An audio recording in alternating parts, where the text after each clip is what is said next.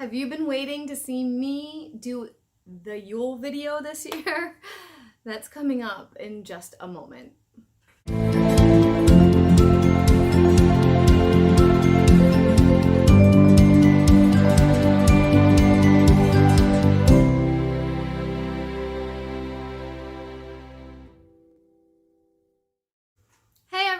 Welcome to my channel. I'm Mel from Mel's Divination. I'm the owner, the operator, and the creator here, and usually we do Witchy Wednesdays.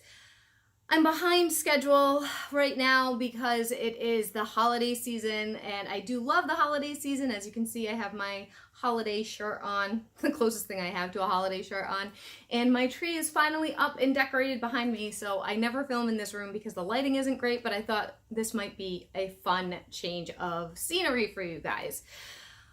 We will be getting back to Witchy Wednesdays on our schedule normally, so check that out. We do all kinds of beginner witchcraft stuff on that part of that session, that playlist, that program. On Fridays, we do Flip Through Fridays, where I go through all kinds of my divination decks. And then on the weekends, I go over an astrology tarot energy report for the upcoming week, sometimes the upcoming month, at the beginning of every month. And I also do live card pulls by donation. So make sure you subscribe and hit the notification bell if you want to catch me on here for that, because I will do that for energy exchange donation, but I don't always announce when I do that. So if you want to check it out, feel free. And if you're interested in it, I do leave old lives that I've done up. The most recent ones are the most interesting typically. So check those out if you're curious how it all works. Okay. I also have a website, melsdivination.com, and an email, melsdivinationreadings@gmail.com. Everything is always linked down below. I don't have many other accounts. I don't have other YouTube accounts. I have an Instagram, but it's linked down below. I just started a TikTok. I haven't linked that one, but you will see the reels on here, so the shorts on here, so you'll be able to know which one is me. And that's about it. So we're going to launch into this because I have a lot of information to share with you guys today. I have been prepping this video for a long time, and I thank you guys, especially my regulars who've been watching and following me for so long, for being patient with this process, because it has been a process. So without any more delay, we're jumping in. So this video is mostly going to be about approaches to celebrating this Sabbath holiday and season. By the way, if you guys don't know, I do have notes down below, and I am sorry that it's auto-focusing, so I'm going to try to stay still while I do this. That I have notes, so I'm going to be reading from those notes if you see me looking down, because there's a lot of information here, and I want to make sure I get it spot on for you guys. I want to start off with a tiny bit of history here. However, I've decided next year, in Yule season 2023, we're going to do a really deep dive into the history of Yule, but right now, not so much. This video is going to focus more on ways to celebrate rather than the history, and some ways to celebrate, not every single possible way, okay? So from the research that I have done over the years, and I am not an expert on Yule, feel free to correct me if I'm wrong on what I'm going to share with you guys. As far as Yule is concerned, in the witchcraft or pagan community, it got its start way back when pagans were the main people of humanity. As I've mentioned in my pagan Wicca witches witchcraft video, go check that out if you're interested. Those terms are not all synonyms, but they are multi-layered. So you can be some, but not all. You can be all. Maybe there's one that you're not. Like it's all blended together, but they don't all mean exactly the same thing. So the brief history I'm going to share right now with you is from a book called About Pagans, and I do have all the books that I used for research next to me, actually. And also, I do cover a tiny bit of Wicca, mostly witchcraft, and a tiny bit of paganism in here. And it kind of goes over a little bit of Christianity as well. All right, so that's what we're going to be doing today. The book that I got this from is The Pagan Ways. It's quite an old book. I haven't done a review on it yet. It is actually from Llewellyn, and I feel like it was published in the 80s, but I'm not 100% sure. This was one of those books that I got from my aunt Oh, I apologize. It was published in 2002, but originally 1997. Okay, so this is by somebody named Gwydion O'Hara. All right, so that's the first, where I got the first set of information I'm going to share with you guys about the pagans. And that was on page, I'll share the pages as well in case if you're interested in getting the book and looking to find it, page 77. If you're new to me, you'll know that I do research and I share that. It's not, I don't ever like to, and this is the teacher in me, but I always like to respect where I get my sources from, because technically it's plagiarism, but it's also not fair to the people that actually wrote the information and researched the information or whatever it was, and not giving them credit. That, I just try to treat others the way I would like to be treated. Basically, that's my big thing of as a creator. So according to this book, and I'm going to quote it, what I'm going to read to you right now is a direct quote, okay? So it starts with, towards the end of December arrives the winter solstice and the time for the Yule celebration. The winter solstice marks the shortest day of the year. This is the time when life retreats from the earth, when all is still and bleak within the cold grip of winter. It is the time when the Lord of the underworld, not the devil, I put that part in there, that's my saying, the god of death, is most apparent. This is the pagan celebration of the Dark Lord, but it is also a celebration of the life that is born in the womb of death. For though the sun shines most briefly at this time, and winter is most apparent from this time forward, meaning the winter solstice, it will increase its light day by day.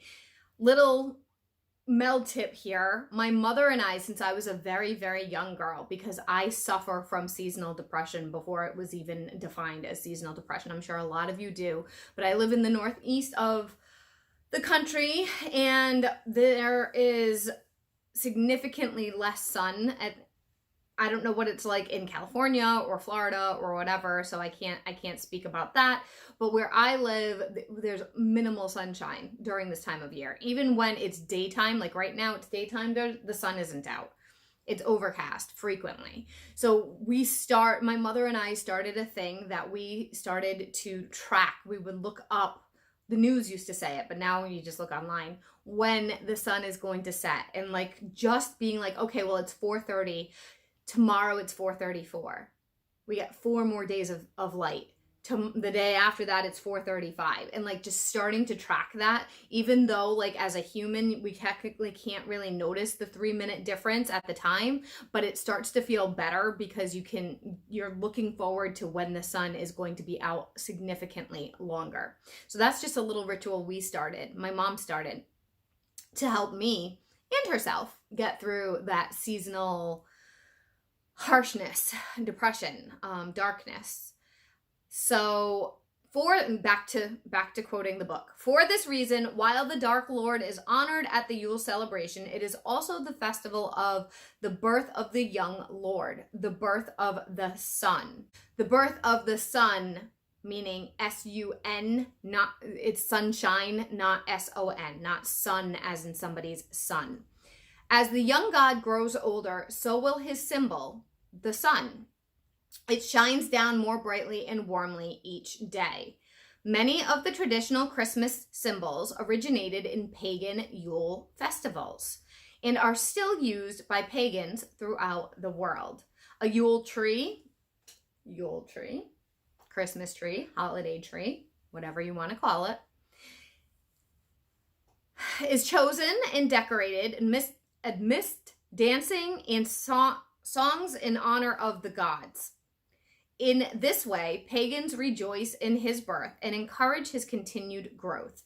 An evergreen tree is chosen as the ritual tree, not only as the symbol of the god, but as a reminder that life is ever constant and ever renewed. The Yule log, usually of oak, a wood that is sacred to the Dark Lord, is often burned in a ritual fire. In some groups, the Yule celebration, marking the end of the calendar year, is an opportunity to remember the gifts received throughout the year and an opportunity to remember the bounty of the goddess as well as the god by honoring each moon that rose throughout the passing year. It is also a time to show appreciation for the love, support, companionship, and friendship of those with whom we share our daily lives. It is a time for the making and giving of Yule gifts as tokens of love. So that's just a little bit of pagan background of it.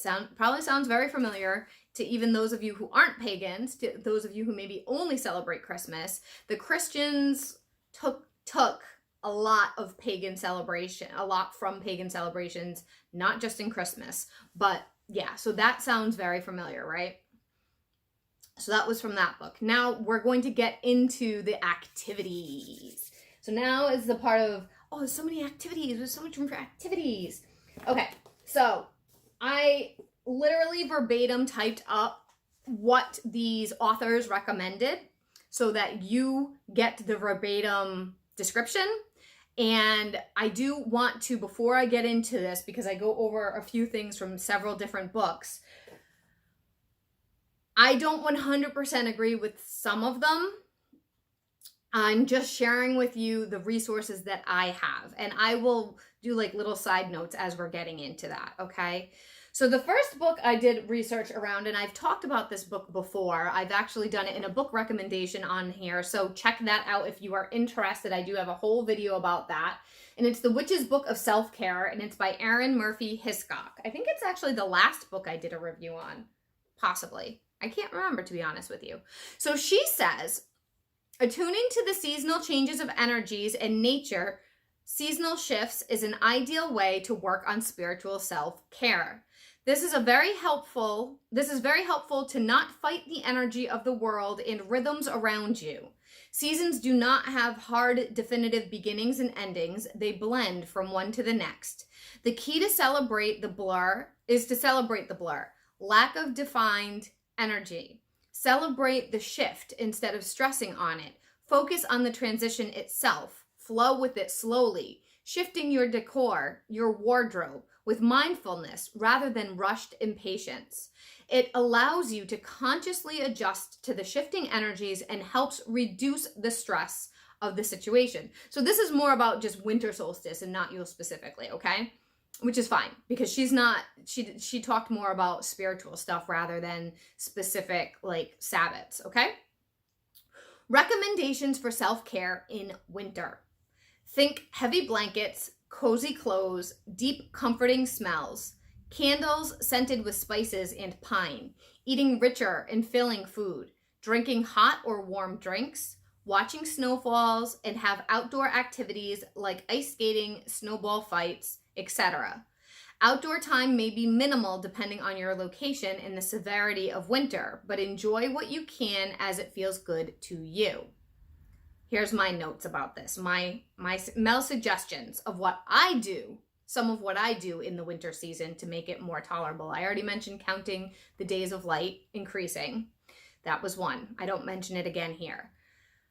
Heated blankets, big, thick, hooded sweatshirts, which you guys see me wearing constantly at this time of year. Fluffy socks and slippers. I have my fluffy slippers on right now. There's actually kitties on them. Fluffy socks and slippers. Any kind of tea or coffee, which is like those warm drinks that she mentioned.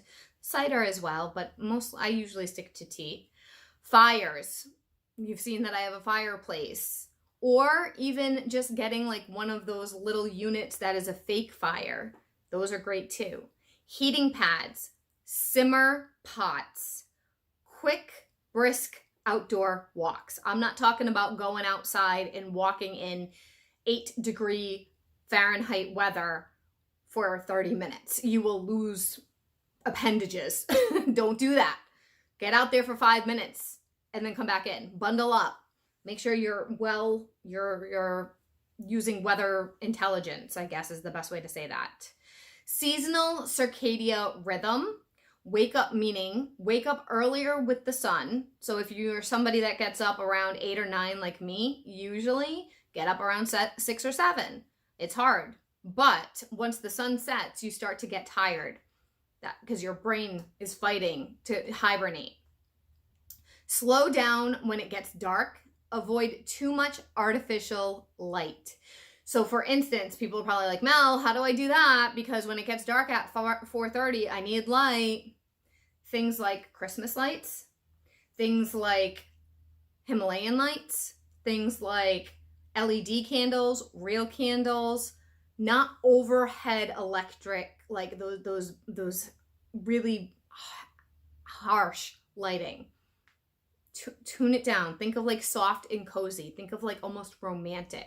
And I'm not talking about in a romantic way, but in a way that makes your world feel cozy and good. Okay? I hope that helps. All right, so now we're getting to the actual activities that she prescribes. Again, it's still in this book, which is Self-Care. Now it's on page 170, and this is a seasonal attunement spell. Now the thing is, this could go for any season, but she talks about this for particularly the winter solstice, but you can do this, and I do believe she encourages to do this every change of season. So summer, fall, winter, spring, okay? So this is what she talked about for this one. When weather is suitable, go outside in your yard or in a park if you don't have a yard. Wear appropriate footwear and clothing. What to do? Find somewhere that you feel comfortable. Close your eyes and take 3 slow, deep breaths. Center and ground. Feel free to check out my videos on that if you don't know what that means. If you are wearing gloves or mittens, take them off. A Mel note is only if you're in an environment that is safe. Don't give yourself frostbite, please. Crouch down and put your bare hands on the ground. Feel the temperature of the grass or the earth. Look around you. What do you see? What state are the trees and plants in? The gardens? How would you describe the colors?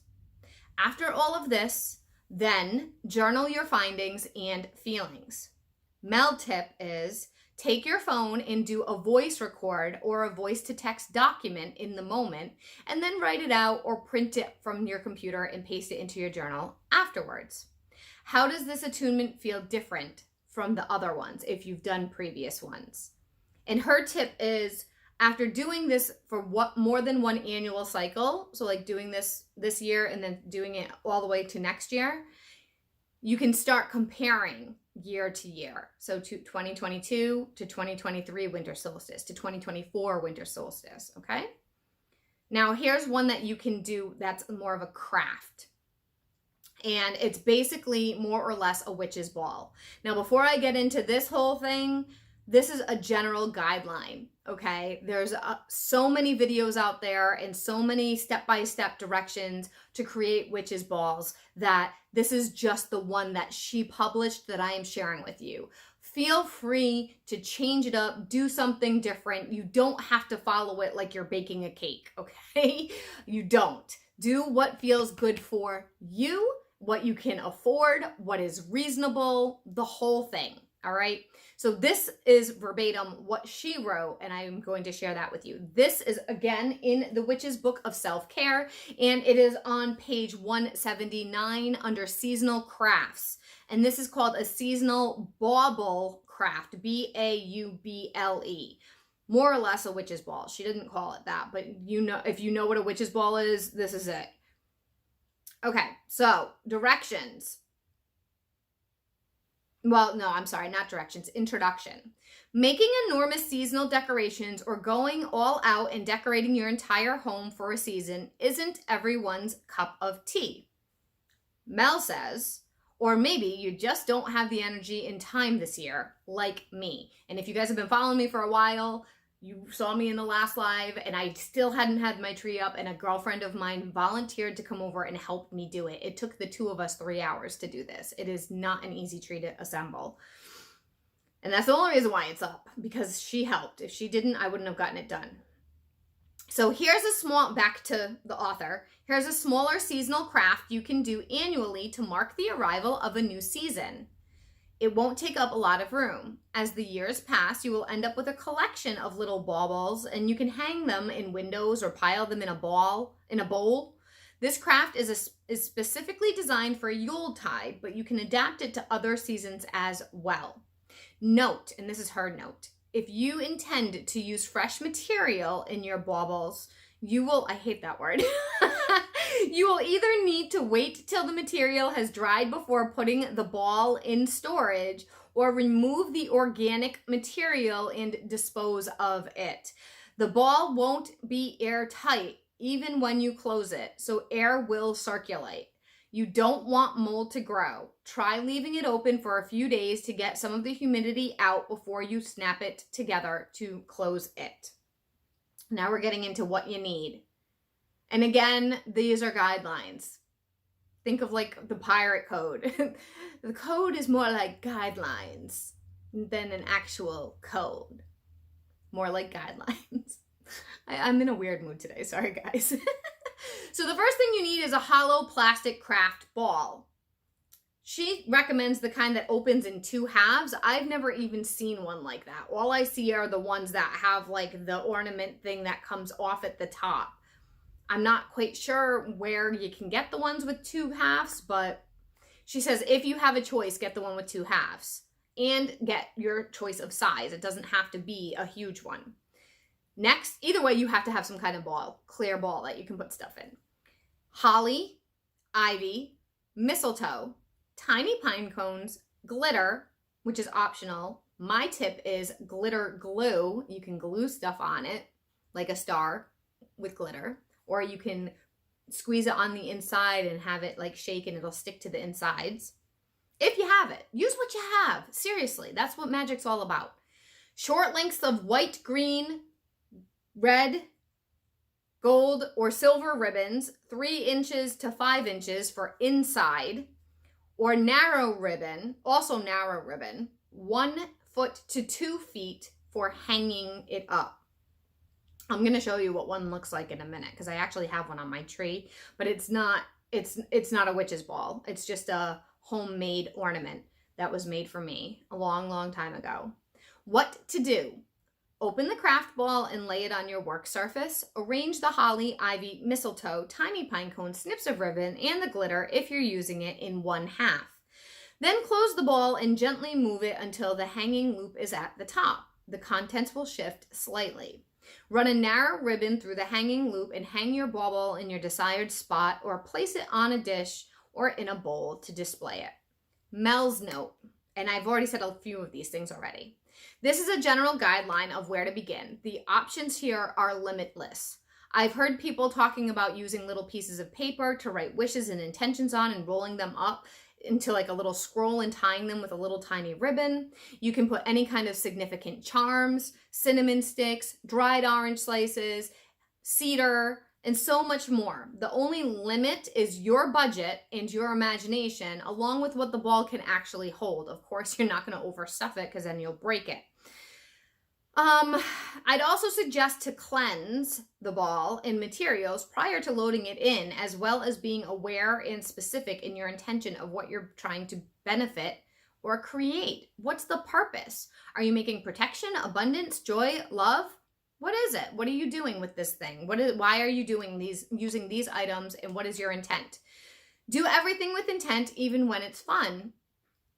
Put on holiday music, have some nice snacks, do something fun while you're doing this. Literally, the sky is the limit. Now, let me see if I can find, oh, it's literally right here. I didn't do that on purpose. How awesome is that? Okay.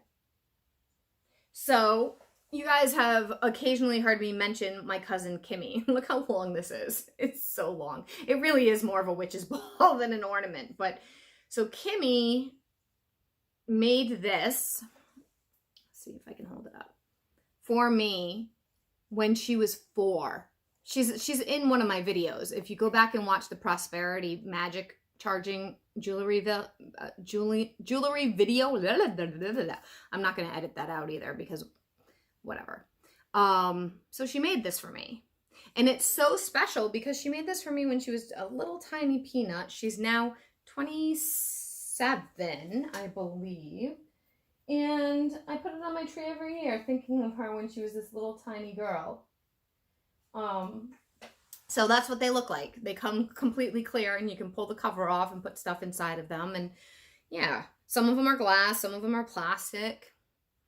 Do what works for you. Seriously, it's supposed to be a fun thing. It's not supposed to be stressful.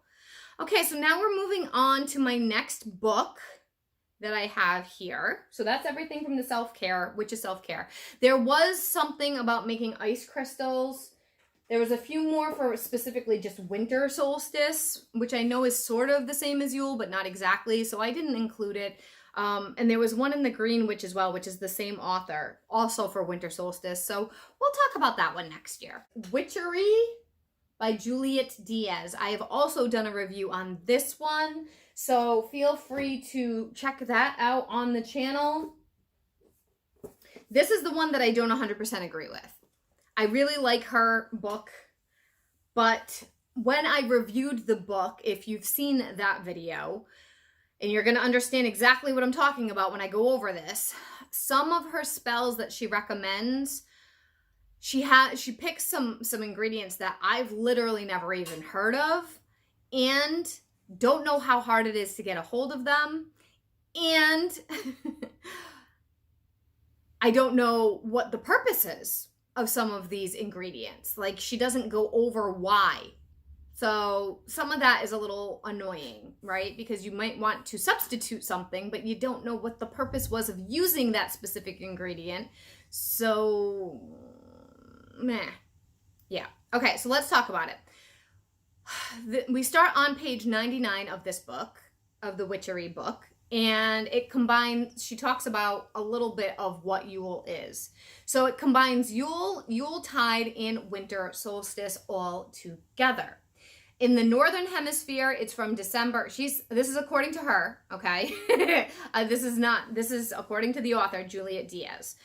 It starts December 20th to December 23rd. In the Southern Hemisphere, it's from June 20th to June 23rd. It celebrates the coming of the sun, which we did hear about that in the pagan book.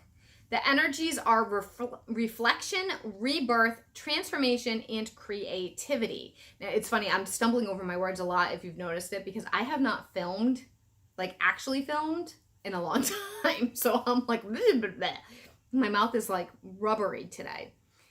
The ideal spell for this time is the catnip healing spell, which, did I get the page for that one? I didn't. Shoot. Because the catnip healing spell, I had to look it up, and the catnip healing spell is not on the same page. You have to go find it in her book when she says this. It's page 184 for the catnip healing spell. So this is how this spell works, and this is what I don't 100% agree with. The spell uses candle anointment to bring all around healing. I don't quite understand why we're doing healing for Yule. If you guys know, let me know, because I don't totally, my brain doesn't like connect to that, and she doesn't explain it.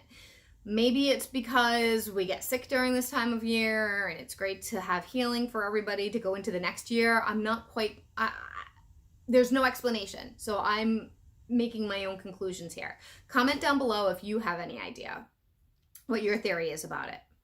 What you need for this spell: a blue candle, which is fine, 2 teaspoons of dried catnip, also fine for people who have cats, or, you know, maybe you keep it on hand for spell work. This is where it gets a little meh for me. 1 teaspoon of dried colt's foot, 1 teaspoon of dried comfrey, and 1 fluid ounce or 30 milliliters of sandalwood essential oil. Now, before I go any further, so this is now, I'm back in Mel mode, all right? I've never heard of dried comfrey. I have no idea what it is, what it does, what the purpose is of that. Also, it's very odd that she gives very specific measurements, and I know she does this for her other spells as well. Most spell books don't give the exact measurement, like a teaspoon. It's usually like, sometimes they do, sometimes they don't. But I don't know if you guys know how much 30 milliliters of essential oil is. It's like a big bottle. Like a 5 milliliter one is this big of a bottle. So she's talking about like 3 bottles. Actually, I'm going to go get them so I can show you exactly what I'm talking about, because it's a ridiculous amount of essential oil. Hold on, I'm going to go get it. So sandalwood essential oil is extremely expensive. It's not as expensive as rose, but it is quite pricey. I've just been fighting with the camera trying to get it to focus on the print, and it's not working. So I'm going to take 2 pictures and insert them in a slide.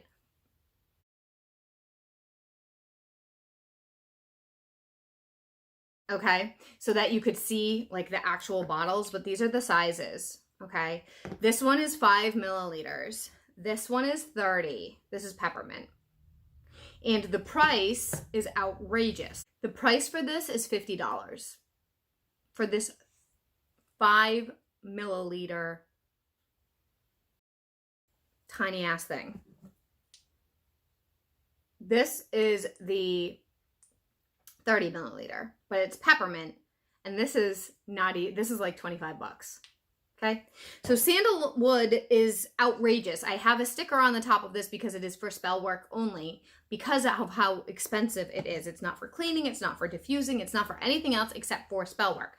So to say that you need 30 milliliters, that is this much, for one spell is outrageous to me. I'm actually going to Google right now how much a 30 milliliter of sandalwood would be. Wait a second. Literally $140 to use 30 milliliters for one spell. I don't quite understand what the thought process is of these measurements. I mean, even if you're making a taper candle, even if you're making a tall taper candle, you do not need this much oil.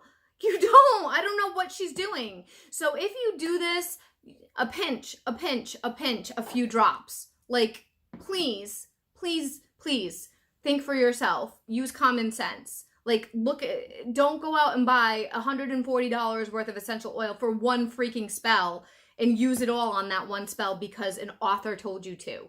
I do really like her, but this makes no sense to me. You would make a mixture that you could use on 70 candles and not just one. All right, so let's keep going. It says what to do. Take your candle. If you're performing this spell for someone else, carve their name into it.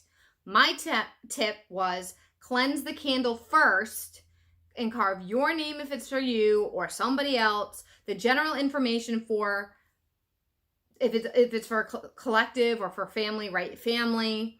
And also do date of births if you have them. If you're doing it for an individual, not for like a whole group of people. You can't fit all the date of births on there. Then mix together the herbs and the oil. So you're supposed to put it all in like a little bowl together and then stir it all up. Smooth the oil mixture with the herbs over the candle in a downward motion, top to bottom. This motion brings in what you're asking for.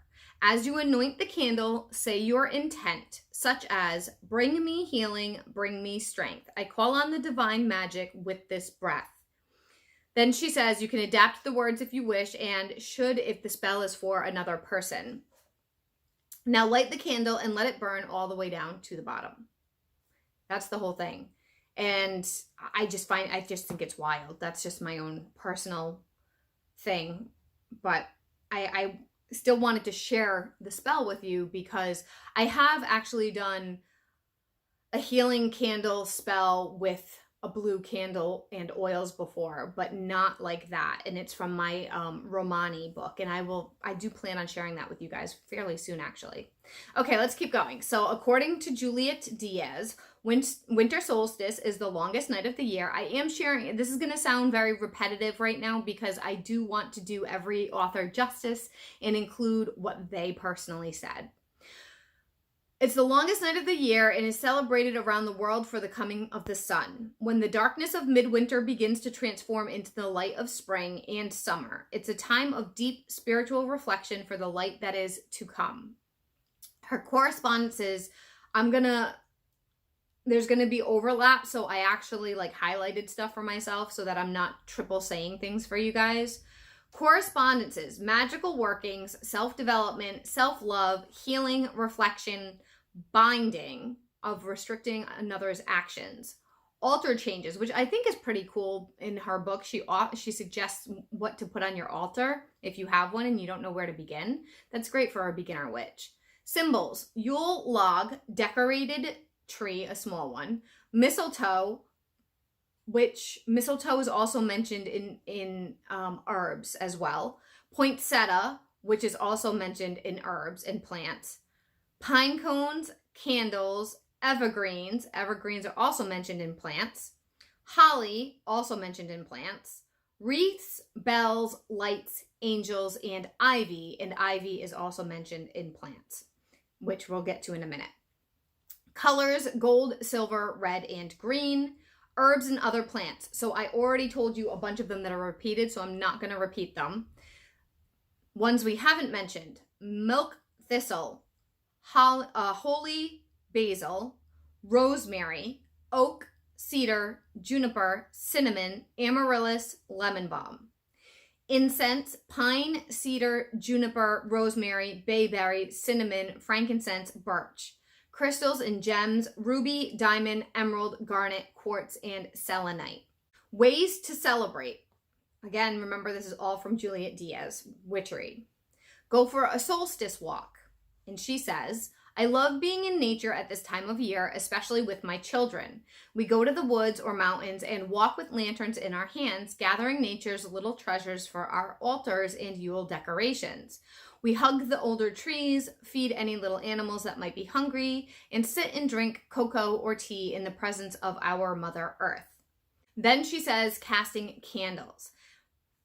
Casting candles is a group ritual my ancestors passed down to me. Gather your circle and set a large bowl in the center of the group. Each person writes on a bay leaf the most important thing they wish to manifest in the year ahead. They then light a candle. Place the bay leaf in the bowl and sprinkle a dash of cinnamon over it. All candles are then set in a circle around the bowl and left to burn all the way down. The notes are then taken and buried in the dirt. We're wrapping this up. We're on the last leg of this. I know it's been a long journey with me. Last one is Wicca. This book is a guide for the solitary practitioner. It's by Scott Cunningham, who is very, very well known. All right. I had to include everybody. I had to. It's the right thing to do. So in that book, it comes up on page 65. And he says, and again, I directly quote from the book, the goddess gives birth to a son, the god, at Yule. This is in no way an adaptation of Christianity. The winter solstice has long been viewed as a time of divine births. Mithras was said to have been born at this time. I hope I said that properly. Mithras. The Christians simply adopted it for their use in 273 CE, or Common Era, not error. Yule is the time of the greatest darkness and the shortest day of the year. Earlier peoples noticed such phenomenon and supplicated the forces of nature to lengthen the days and shorten the nights. Wiccans sometimes celebrate Yule just before dawn, then watch the sunrise as a fitting finale to their efforts. Since the god is also the sun, this marks the point of the year when the god and sun is reborn as well. Thus, the Wicca light fires or candles to welcome the sun's returning light. The goddess, slumbering through the winter of her labor, rests after her delivery. Yule is the remnant of early rituals celebrated to hurry the end of winter and the bounty of spring, when food was once again readily available. The contemporary Wiccans, two contemporary Wiccans, it is a reminder that the ultimate product of death is rebirth, a comforting thought in days of unrest. All right, so that is that, and I'm gonna just finish it up, and then we're done our Yule journey for the year. That sums up what I prepared for you guys today. As you can see, there are very common themes across pagans, witches, and Wiccans, and even Christians as well, for celebrating this holiday. I'm just using a broad term at this moment. If you are in the broom closet or not, you can easily celebrate this time of year, and it doesn't necessarily look like witchy things. Do what resonates or is easy for you and leave the rest. Traditions are what we create ourselves and should not be judged. There is an infinite list of what more can be celebrated and done for this season. We have Yule, winter solstice, the end of the year, and even Christmas. These things that I mentioned were simply the things that I had in my personal materials to share with you all. I'd love to hear what you do during this time of year. Share in the comments down below, and thank you so much for watching. I hope your Yule season really is the best. Have fun, have boundaries, watch my boundaries videos, and don't put pressure on yourself. This time of year is very challenging for so many people. Just get through, have as much fun as you can during it, and I hope you do. All right, I am done here. Please comment down below if you have anything you'd like to share, and keep an eye out for the next few seasonal videos that I'm going to be doing, because they are coming up. Think smartly. Don't be spending hundreds of dollars on oils. And I'll see you guys in the next video. Have a great one. Bye.